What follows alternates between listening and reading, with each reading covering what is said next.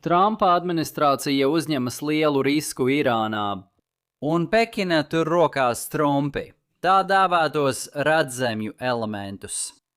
Šī piegādes pārtraukšana var radīt lielas problēmas ASV un Taivānai. Vienīgais jautājums ir, vai Sī mēģinās pielietot spiediena taktiku.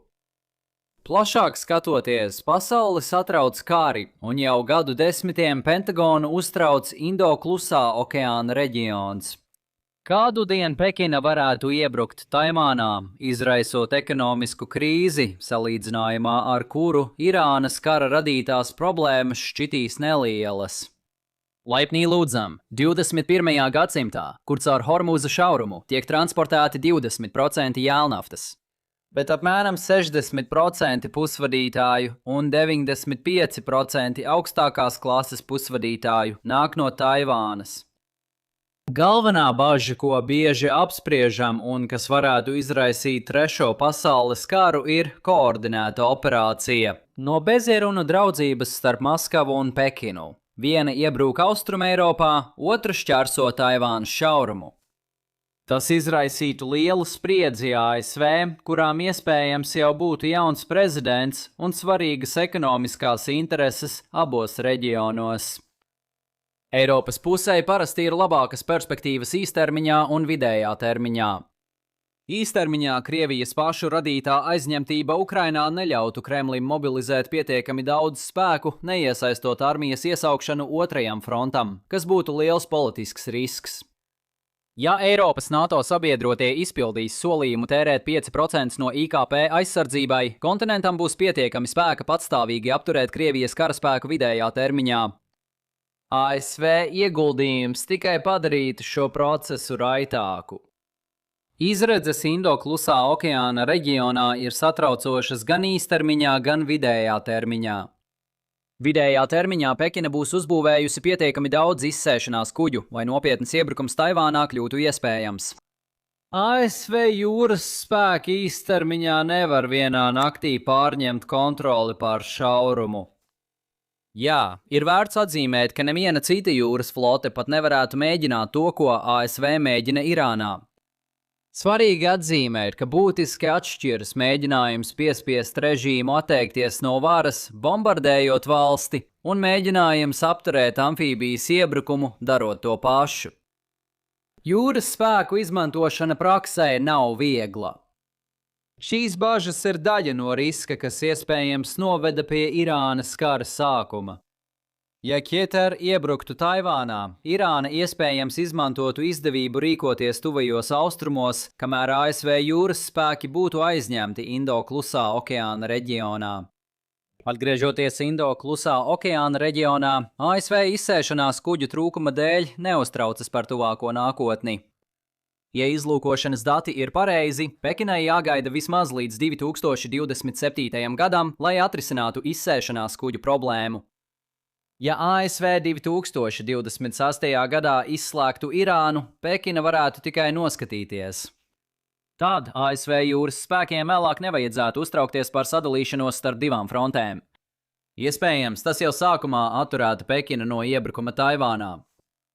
Lai šis gambīts izdotos, ASV jāveic divas precīzas darbības. Nepieciešamā uzvara Irānā. Jums jāatgūstās ātri, lai reaģētu uz izaicinājumiem Indo-Klusā okeāna reģionā. Apskatīsim abus izaicinājumus kronoloģiski.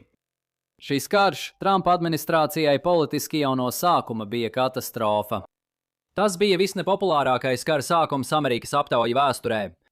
Nebija vērojams saliedēšanās ap karogu efekts, un tas notika pirms degvielas cenu kāpuma ASV. Un tas ir tikai no iekšpolitikas puses. Nerunājot par starptautisko partneru sajūtām ārpus tuviem austrumiem. Ir arī ievērojami, cik ļoti tas laika gaitā ir pasliktinājies. Kara sākumā 38% amerikāņu uzskatīja, ka Trumpa administrācija skaidri izskaidroja ASV mērķus Irānā. Jūs varētu domāt, ka Irānas karš, kas pēdējās vairāk nekā 3 nedēļās dominē ziņos, šeit sniegtu lielāku skaidrību. Šis skaitlis samazinājies līdz 32%, atspoguļojot Trumpa administrācijas pretrunīgo naratīvu.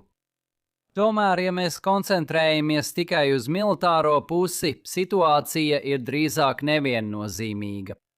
Irānas bruņojuma degradācija, īpaši balistisko raķešu un dronu jomā, ir skaidri redzama.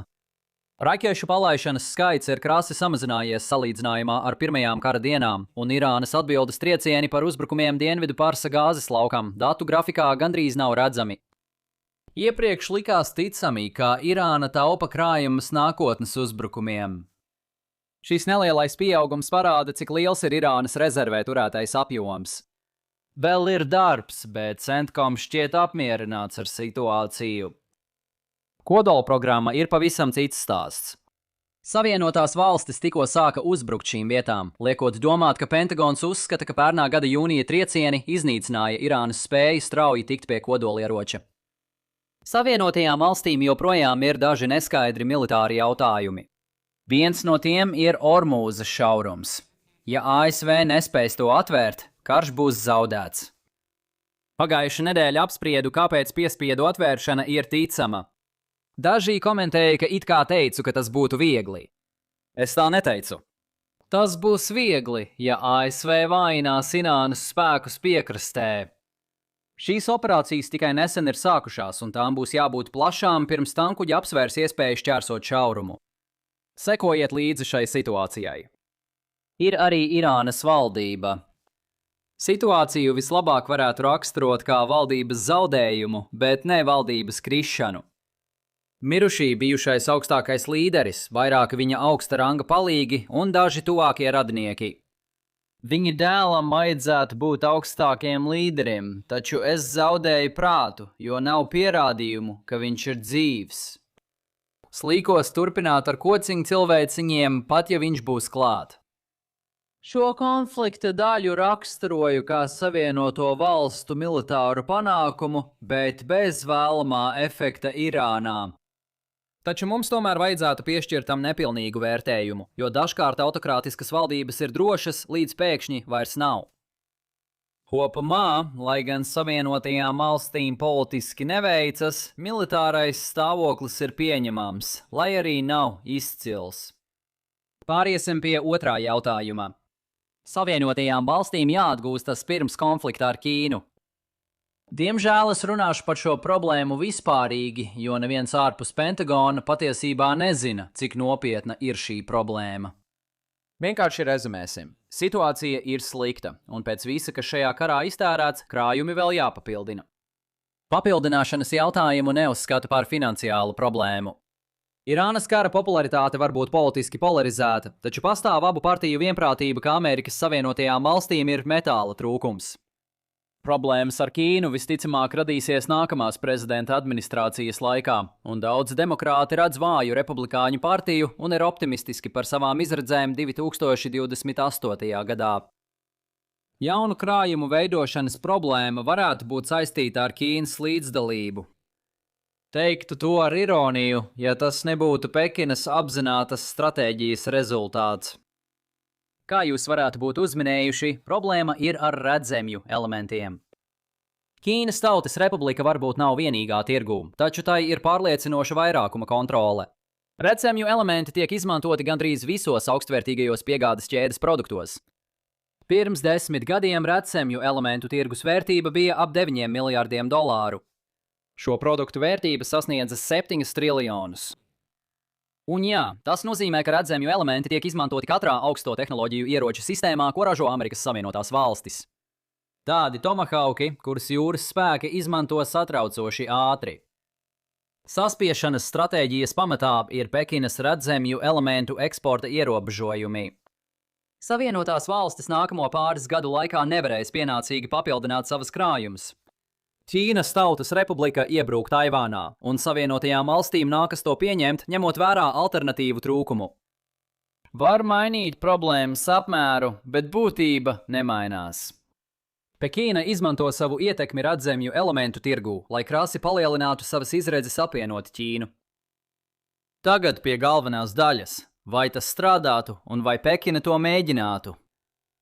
Lai būtu skaidrs, redzemju elementu ražošana nav jautājums par slēptajām jaudām. Tas ir jautājums par pašreizējām spējām. ASV kādreiz dominēja redzemju elementu tirdzniecībā. Redzemju elementi patiesībā nemaz nav tik reti, kā jūs droši vien dzirdējāt jau 1000 reižu. Tie ir nelielā daudzumā visur pasaulē. To retumu nosaka ekonomiskie apsvērumi.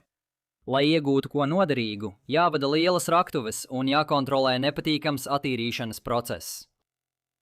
80. gados ASV bija gatava pārvarēt visus šķēršļus. Tādas raktuves kā Kalifornijas Mountain Passa deva Amerikas Savienotajām valstīm tirgus daļu ap 30%. Tad notika divas lietas. Vašingtona ieviesa vides aizsardzības noteikumus, kas ierobežoja pārstrādes procesu un palielināja vietējās ražošanas izmaksas. Otrkārt, Ķīna ienāca tirgū. Tas bija ekonomisks un stratēģisks lēmums. No ekonomiskā viedokļa Pekina īpaši neuztraucās par vides ārējām izmaksām. Ķīna varētu piedāvāt zemākas cenas nekā citi. Ja tas izdotos, citas valstis pilnībā pārtrauktu šo darbību. Tas tad dotu Ķīnai stratēģisku priekšrocību. Redzemju metāli būtu tās ekvivalents tuvajos austrumos iegūtajai naftai vai vēlāk Taivānas pusvadītājiem. Ja visi paļautos uz Ķīnas ražošanu, Pekina varētu draudēt ar piegāžu pārtraukšanu vai panāktu politiskas piekāpšanās. Un būtībā tieši tas arī notika. Ķīna pakāpeniski palielināja savu tirgus daļu. Mountain Pass un citas raktuves ASV tika slēgtas. Līdz 2010. gadam 97% ražošanas notika Tautas Republikā. Bet tad nāca pirmais īstais politiskais pārbaudījums. Redzemju metāla krīze no 2010 līdz 2012 gadam. Nē, tā nebija 5 numuru sižeta loks no tavas mīļākās komiksu sērijas. 2010. gada 7. septembrī ķīniešu kuģis, tas zilais uz tava ekrāna, darbojās ārpus noteiktajiem zvejas ūdeņiem pie strīdīgajām Senkaku salām. Japānas krasta apsardze iejaucās, sākoties ātrgaitas pakaļdzīšanai, ko tu redzi.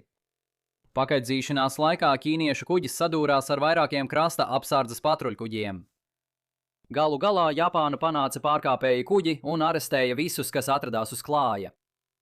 Pekina nebija apmierināta, un piespiedu līdzeklis, pie kura Ķīna ķērās, bija redzemju metālu eksporta ierobežošana uz Japānu.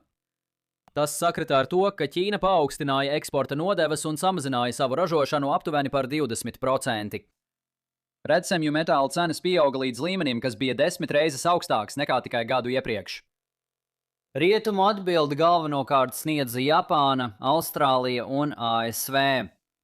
Japāna, lai nodrošinātu redzemju metālu pieejamību, investēja Austrālijas uzņēmumā Linus Corporation.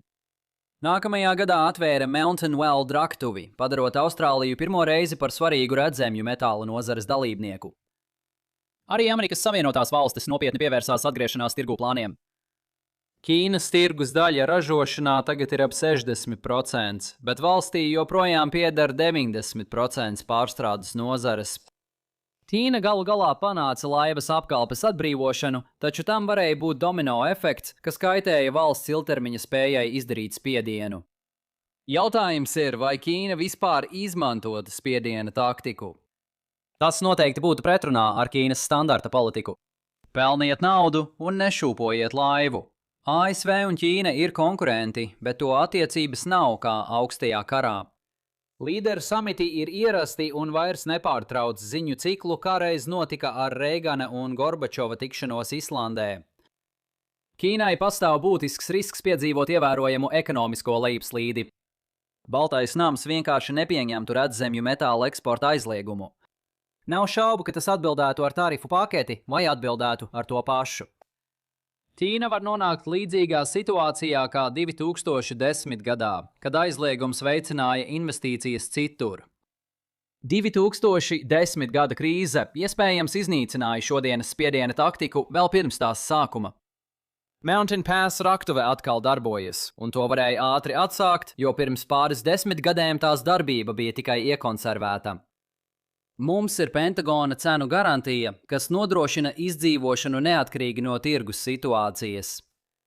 Lai gan Ķīna kontrolē lielāko daļu redzemju apstrādes, rietumu uzņēmumiem pietiek resursu militārajām vajadzībām. Tas nav jaudas jautājums, bet civilā tirgus gatavība pieņemt augstākas cenas. Ja Ķīna sāktu atklātu ekonomisko karu ar mērķi šķērsot šaurumu, varētu sagaidīt divu partiju atbalstu militāro resursu piešķiršanai, pat ja tas radītu ekonomisku katastrofu.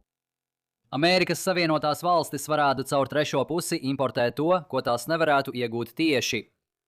Protams, mēs nesen esam redzējuši, kā cita valsts ir izdomājusi, kā apiet sankcijas. Padomājiet, cik vieglāk tas būtu valstī, kas ir lielāks spēlētājs pasaules tirgū. Pekina neapšaubām ieviestu šādus eksporta ierobežojumus, kad hipotētiskam iebrukumam Taivānā viss būtu sagatavots.